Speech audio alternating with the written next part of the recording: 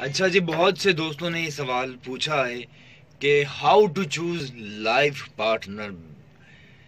آئی think شاید دنیا کا سب سے مشکل سوال بھی ہو سکتا ہے، یا شاید ہے بھی. دیکھیے، کوئی بھی آپ کو ایگزیکٹلی یہ بات بتا نہیں سکتا کہ آپ کو شادی کے لیے لائف پارٹنر کا انتخاب کس طرح کرنا ہے. کیونکہ ہو سکتا ہے کہ جو میرے لیے پرفیکٹ لائف پارٹنر ہو وہ آپ کے لیے نہ ہو، جو آپ کے لیے وہ ہو وہ کسی اور کے لیے نہ ہو. اور ضروری نہیں ہے کہ جو اگر آپ کے لیے تو سب کے لیے بھی ہوگا، کیونکہ ہر انسان الگ ہے. تو پہلی چیز میرے خیال سے یہ جو ضروری ہے کہ زندگی میں جس طرح ہم کریئر بناتے ہیں تو ہم سوچتے ہیں، فیصلہ کرتے ہیں، ڈیزائن بناتے ہیں. ہم اگر فرض کسی ڈاکٹر بننا ہوتا ہے تو ہم اس کے لیے ایجوکیشن حاصل کرتے ہیں. اس کے علاوہ ڈگری کے ساتھ ساتھ ہم پریکٹیکل بھی کرتے ہیں، پوری پلاننگ کرتے ہیں، ایک لمبا عرصہ گزارتے ہیں. اسی طرح آپ کو کوئی آر جے بننا ہے، ایکٹر بننا ہے، سائنٹسٹ بننا ہے، دنیا کا کوئی بھی کام ہو.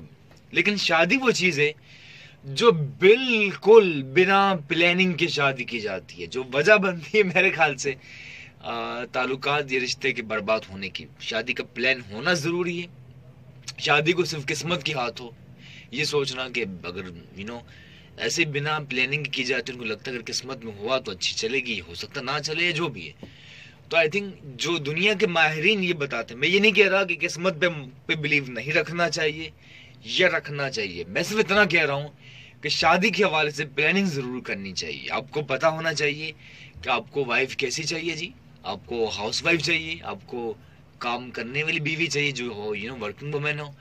ان کی ایجوکیشن کتنی ہونی چاہیے یا ایجوکیشن نہ ہو، یہ جو بھی ہے. اسی طرح جو لڑکیاں ہوتی ہیں ان کو بھی ڈیسائیڈ کر لینا چاہیے. اچھا، پرابلم کہاں ہوتی ہے؟ سب اگر فیصلہ ڈیسائیڈ کرنے کے بعد بھی جو مشکل تب پیش آتی ہے کہ جب آپ دوسرے کے ڈومین میں آپ جاتے ہیں. ٹھیک ہے، ذمہ داری اب بانٹ لیجئے کہ یہ کام مجھے کرنے ہیں اور یہ کام بیوی کو کرنے ہیں، اور دونوں اپنی ذمہ داریوں سے اپنے کام کرتے رہیں تو انشاءاللہ شادی اچھی چلتی اور چلے گی. لیکن جب آپ دوسرے کے کام میں دوسرے کے ڈومین میں آپ جا کر ان کو انگلی کرنے کی کوشش کرتے ہیں تو پھر میرے خیال سے پرابلم کریٹ ہوتی ہیں، اور تحقیق تو یہ بتاتی ہے. تو یہ فیصلہ کریں، اس کے بعد اس کو کرنے دیں. اور بلا وجہ شک بھی ایک پرابلم کی وجہ بنتی ہے.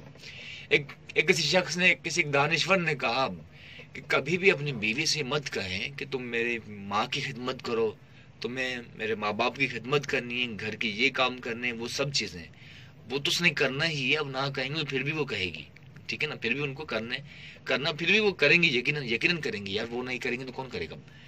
لیکن ان سے کہیں نا. اسی طرح شک وہ وجہ ہے کہ بعض اوقات کوئی اگر اچھا کام کہ اگر کریکٹر صحیح ہے، کوئی غلط کام نہیں کر رہے، لیکن بلا وجہ شک کرنے کی وجہ سے بھی بہت سے غلط کام ہو جاتے ہیں. تو شک نہ کریں، ٹرسٹ رکھیں. اگر آپ کو بھروسہ تھا ہی نہیں تو پھر شادی کیوں کی؟ اگر شادی کر لیے، آپ نکاح میں آ چکے ہیں تو پھر آپ بھروسہ رکھیں، ٹرسٹ رکھیں. انشاءاللہ چیزیں بہتر ہو جاتی ہیں اور ہو جائیں گی. اور ضروری نہیں کہ جیسا آپ سمجھ رہے ہیں ایگزیکٹلی ویسا ہی ہو. اور دوسرا، زندگی جینے دیں. آپ کسی کے سر پہ کھڑے ہو کر آپ مینٹلی ٹارچر کرتے رہیں گے تو تعلقات، رشتے، سبھی کچھ برباد ان چیزوں سے ہوتے ہیں. بھروسہ رکھیں، ٹرسٹ کریں، اللہ تعالیٰ بھی بھروسہ رکھیں، صورتحال بہتر ہوتی جائیں گی. اور میری ہمیشہ سے اقبال کی کوشش رہی ہے، چاہے ٹی وی، ریڈیو، یا جو ہمارے یوٹیوب پہ دوست بھی رہتے ہیں ان سے بھی کہوں گا کہ آپ بھی اپنی رائے کامنٹ میں بتائیے کہ آپ کیا سوچ رہے ہیں. کیونکہ یہ بھی ضروری نہیں کہ جو ایگزیکٹلی ہم آپ کو کہہ رہے ہیں وہی صحیح ہو سکتا ہے کہ آپ میں سے کسی کی رائے بہتر ہو، آپ بہتر سوچتے ہو. تو ڈو گیو یور کامنٹ. خوش رہیں، شاد و آباد رہیں.